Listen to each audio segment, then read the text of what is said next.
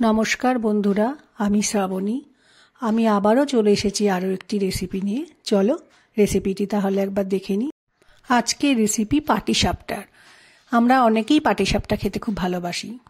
প্রথমে পাটিসাপটা বানানোর জন্য একটা ব্যাটার তৈরি করব। একটা বাটির মাপে 1 বাটি ময়দা নিলাম। এবার ওই বাটিতে প্রায় সমপরিমাণ সুজি ময়দার মধ্যে দিয়ে দিলাম। এবার সুজি ও ময়দাটাকে একটা চামচের সাহায্যে ভালো করে মিশিয়ে নেব। আজকে পাটিসাপটা আমি খেজুর গুড় দিয়ে বানাবো। পাটিসাপটার ব্যাটার মিষ্টি তৈরি করতে ঠিক যতটা লাগবে ততটাই আমি খেজুর গুড়ের পাটালি দিয়ে দিলাম। আমি পাটিসাপটার ব্যাটারটা দুধ দিয়ে তৈরি করব, চাইলে জল দিয়েও তৈরি করা যায়।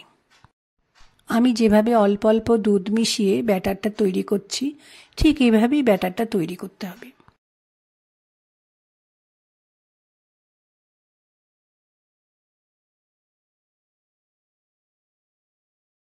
পাটিসাপটার ব্যাটার আমার তৈরি হয়ে গেছে। ব্যাটারটা খুব মোটা হলেও চলবে না এবং খুব পাতলা হলেও চলবে না। এরপর আমি ঢাকা দিয়ে পাত্রটা কিছুটা সময় রেখে দেব। আমি কিছুটা নারকেল কুড়িয়ে নিয়েছি। নারকেল দিয়ে পাটিসাপটার ব্যাটারটা বানিয়ে নেব। গ্যাসে কড়াইটা একটু গরম হয়ে গেছে। এবার আমি কোড়ানো নারকেলটা দিয়ে দিলাম। খেজুর গুড়ের পাটালি একটু দিলাম। নারকেলের সাথে খেজুর গুড়ের পাটালি দিয়ে একটু সময় মিশিয়ে নেব।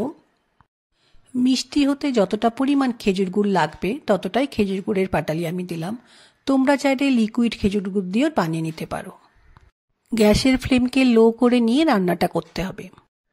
নারকেলের মধ্যে একটু কাজু মিশিয়ে দেব, তাহলে খেতে খুব স্বাদ হয়। নারকেলের এই পুরের পাকটা কিন্তু আমি নাড়ুর মতো করব না, একটু নরম রাখবো। পুরটা আমার তৈরি হয়ে গেছে, একটা প্লেটে ঢেলে নিয়েছি। এরপর আমি পাটিসাপটাগুলো তৈরি করে নেব। প্রথমে আমি ননস্টিক প্যানের ওপরে একটু সাদা তেল দিয়ে ভালো করে মিশিয়ে দিলাম। যখন একটু গরম হয়ে যাবে তখন আমি পাটিসাপটার ব্যাটারটা হাতায় করে দিয়ে আস্তে করে গোল গোল ঘুরিয়ে পাটিসাপটার আকার দেব। এই রান্নাটা করার সময় গ্যাসের ফ্লেমকে লো করে রাখতে হবে। পাটিসাপটাটা আস্তে আস্তে শুকিয়ে যাচ্ছে। ঠিক এই সময় আমি যে নারকেলের পুরটা বানিয়ে রেখেছিলাম সেটা দিয়ে দেব। নারকেলের পুরটা ঠিকমতো দেয়া হয়ে গেলে আমি একটা চামচ ও খুন্তির সাহায্যে পাটিসাপটাটা ঠিক এভাবে যেমন আমি বানাচ্ছি এইভাবে বানিয়ে নিতে হবে।